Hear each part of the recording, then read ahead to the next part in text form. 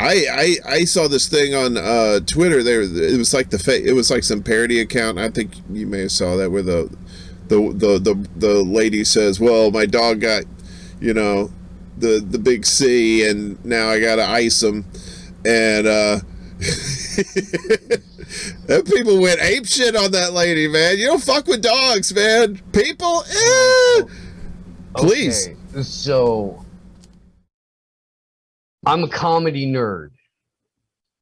Well, and I think that this is a pretty well established fact, and I'm fairly certain that the people who are hanging out for this, I think know this. I don't know. Um, but I have, several friends that are stand-up comics, and I'm meeting more, basically every month. And we have these conversations about where comedy went wrong and how it's being reclaimed and why there's a lot of reason to have positivity about the future of comedy going forward, which I genuinely believe, because man, you can't do corporate woke comedy. You can't do corporate art is soulless. And if you want to do safe comedy or like, progressive comedy, it's just walking out on stage and fucking yelling at everyone until they feel bad. And like try to, shame the room into maybe saying, that's right, instead of laughing at your jokes like you're supposed to at the fucking comedy club where you're going to laugh at the person telling the jokes on.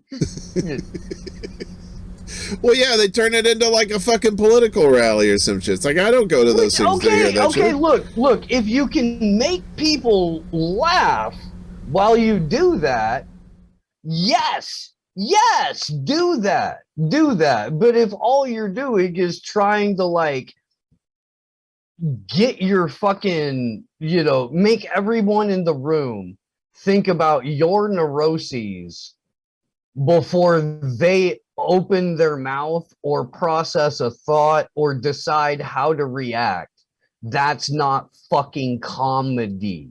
It's not. But I have a lot of hope. I do. And that tweet, that is some Ari Shafir level shit.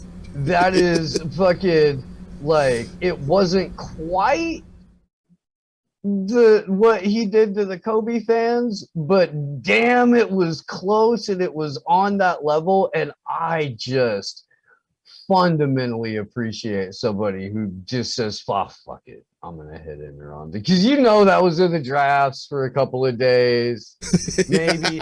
Or it was just one of those things where they were like, if I die today, I die today. Today is a good day to die, and you fucking go for it. And oh man, I respect the hell out of that. I really do. I have in the past once or twice went for it in a way that did not resonate with a lot of people. And you know what? I'm going to do it again. And I'm going to do it again. And I'm going to do it again. Have you ever done stand up yourself? Just like I figure out. Very, very long time.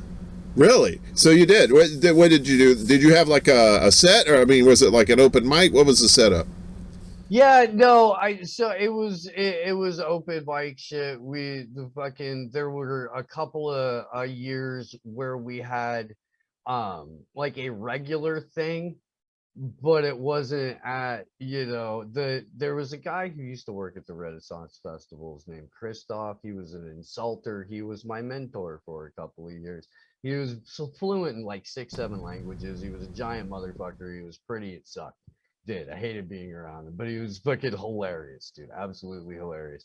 And so he did stand up. He encouraged me to go with him. There were a couple of like local fucking Dallas, Texas idiots that would have us come, and like Christoph would feature and I would open for Christoph, and I would do like 3 or 5 minutes. Christoph would do 5 to 7, 12 minutes, and then dude would go on for his shit.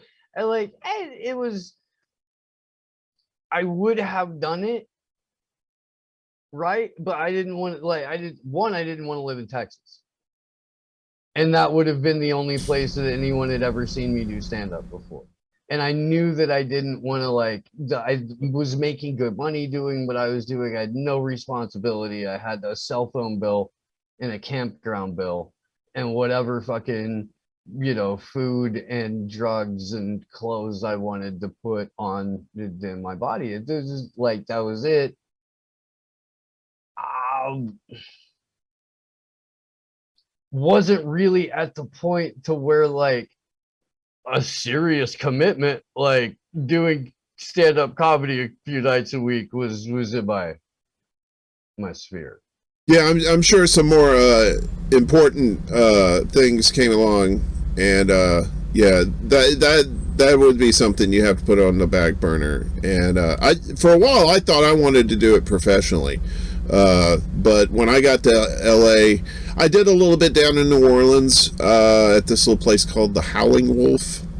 In the warehouse district, little hole in the wall joint. Love that place. I love those hole in the wall joints. Those are the best places to do like stand-up comedy. Like if you're just not a professional and you're just doing like an open mic or something, oh, those people are so great.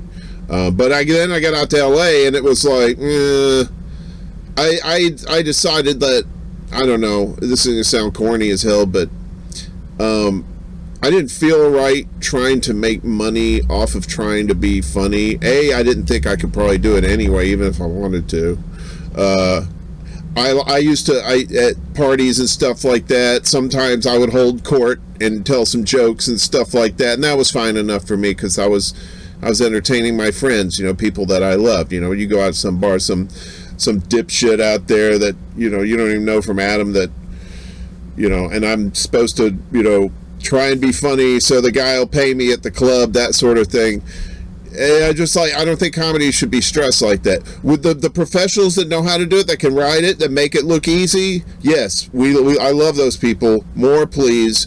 But me myself, it was like I found out that yeah, it's fun, but like there's more important things I need to do. And so here's the thing, man. You know that you're just gonna fucking make $0 for 5 to 15 to 25 years. That you're just and I mean, yo, dude, I am currently, on paper at least, in terms of like what would pass for disposable income or being able to get out of debt, making $0. And I'm 3 years into the show, making $0 fucking. So I'm tracking. But here's the thing with the show and with stand-up comedy. This is something I found out immediately, pretty much about myself in life in general. I am not for everyone. You said that. You said that. And I know that. So what, trying to be a niche stand-up comic in 2000, when nobody wanted a like half insane fucking quasi fucking psychedelic consciousness fucking stand-up comic with death jokes and fucking morbid lizard people shit. Nobody wanted that. No, I was never gonna fucking. And then 9/11 happened, and they tried to kill comedy there for a few years. That really fucking hit. That then it was like, oh Jesus. But everybody's on a path. I think over the last 5 years of this like sort of period of acceleration that has been happening, there have been a lot of people that have sort of jumped into the lane that a handful of us have been in more or less the whole time. And there's more of an audience that's receptive to both like the kind of comedy that my friends are good at and have been doing and have been succeeding at over the last couple of years tremendously, and the kind of content that we produce. And so there's probably going to be a few times this year when I cross paths with a handful of different comedians that all do 5 minutes or something like that. Been talking to a couple of people. Well, that's good.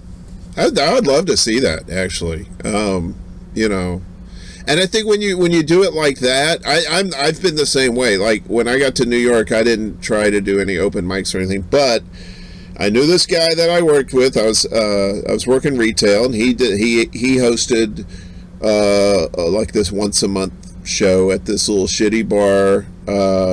Was it Don Pedro over in Bushwick near Woodhull Hospital, the Chocolate Death Factory, and God, the place was great. It was a condemned building.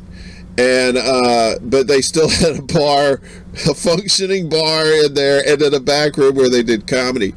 And so yeah, I would do that sporadically, you know. And it was great, you know. It was just like you for somebody that likes to be funny.